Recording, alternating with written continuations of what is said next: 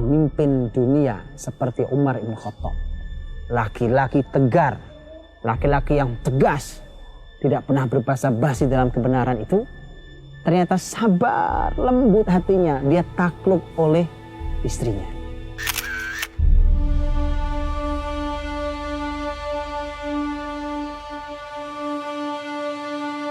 Mari kita lihat sebuah kisah yang ini dikisahkan, dinukilkan di dalam kitab yang ditulis oleh Asy-Syablanji Al-Misri dalam kitabnya Nurul Absar, dan juga Hasyiah Al-Bujairimi. Dikisahkan bahwa ada seorang laki-laki yang datang ke rumah Umar bin Khattab radhiyallahu anhu, mau menemui khalifah dan mau mengadu tentang istrinya yang sangat cerewet, istrinya yang seringkali marah-marah.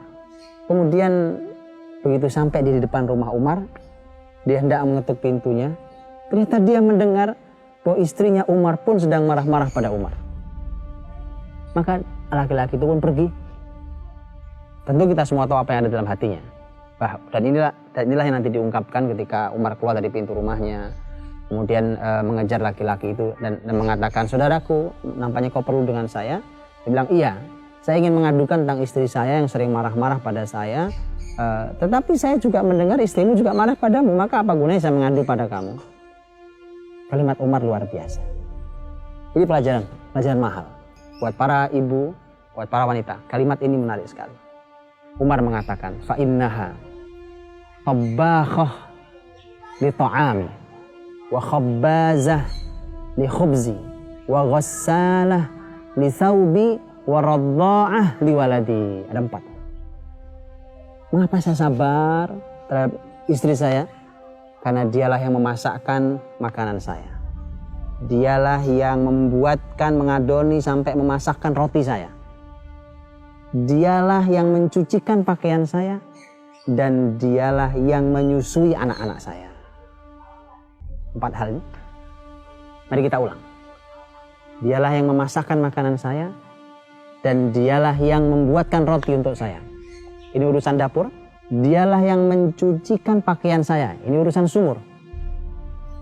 Dan dialah yang menyusui anak-anak saya. Ini sebenarnya kalau dalam bahasa kita ini bagian dari urusan kasur. Jadi urusan sumur, dapur, kasur bukan hal yang sederhana. Tidak akan jadi pelajaran buat para ibu. Tidak akan ini menjadi renungan buat para bunda. Bahwa ternyata sumur, dapur, kasur kemuliaan bagi Anda. Sumur, dapur, kasur itu yang membuat Umar sabar bahkan dengan semua kekurangan istrinya. Bahkan sabar saat dimarahi istrinya. Dan kalimat penutup Umar pada laki-laki itu adalah, sabar saudaraku, karena itu hanya sesaat kemudian hilang. Kemarahan meluap itu biarkan, setelah itu kemudian dia akan pergi dan hilang. Sabaran itu. Dan berapa banyak hari ini laki-laki, apalagi dia memimpin kepala rumah tangganya, kemudian ketika melihat kesalahan istrinya atau istrinya yang marah, maka dia lebih marah dari itu semua. Kalau sudah begitu, yang ini marah, yang ini api, ini keluar apinya, apa yang terjadi? Api membakar rumah itu. Dan kalau ini terus berlangsung, maka tidak ada kalimat baiti jannati, tidak ada rumahku surgaku, yang ada adalah kapal itu mulai retak dan hampir-hampir saja mau karam kalau tidak segera diselamatkan. Para bunda, para ibu yang seharusnya juga kita tadaburi dari kalimat ini, sebenarnya adalah langsung firman Allah Subhanahu wa taala. Melihat ayat ini, mentadaburi ayat ini, sebenarnya kita khawatir sekali karena ayat ini adalah ayat yang sangat sering kita tolak. Ketika Allah berfirman dengan sangat jelas di dalam surat Al-Ahzab ayat 33. Allah berfirman, waqarna fi buyutikun wala tabarrajna tabarrujal jahiliyatil ula.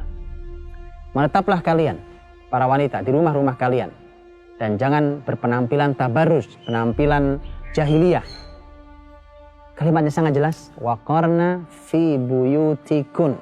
Menetaplah kalian di rumah-rumah kalian. Artinya bahwa wanita tempatnya memang di rumah. Ini yang dicoba untuk peradaban hari ini, untuk digiring para ibu keluar dari rumahnya masing-masing. Dengan semua alasannya. Dengan alasan ekspresi ilmu di masyarakatnya. Dengan alasan bahwa wanita juga punya hak yang sama dengan laki-laki. Dan seterusnya. Tapi kita lupa. Walaysa dzakaru kal untha. Laki-laki tidak sama dengan perempuan. Maka dari itulah hak dan kewajiban mereka pasti ada yang tidak sama. Karena tidak sama itulah maka ternyata Allah yang Maha Tahu dan Allah telah meletakkan bahwa ternyata tugas para wanita adalah di rumah mereka, tanggung jawab pertama mereka. Maka bukankah sudah saatnya kita dan keluarga kita mulai merenung, mulai mentadaburi apakah ini salah satu yang menyebabkan keluarga kita bermasalah?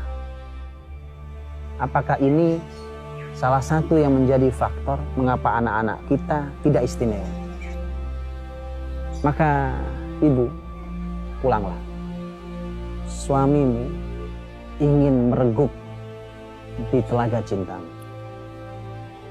Ibu, pulanglah.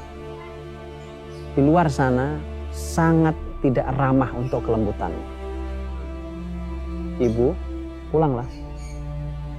Istanamu menunggu sentuhan surgawimu. Ibu, pulanglah.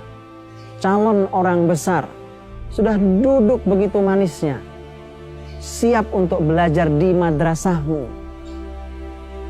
Ibu, pulanglah. Pemimpin masa depan umat ini, dia hanya ingin merasakan tatapan teduh pandanganmu. Ibu, pulanglah. Karena Allah yang memerintahkan para ibu untuk pulang.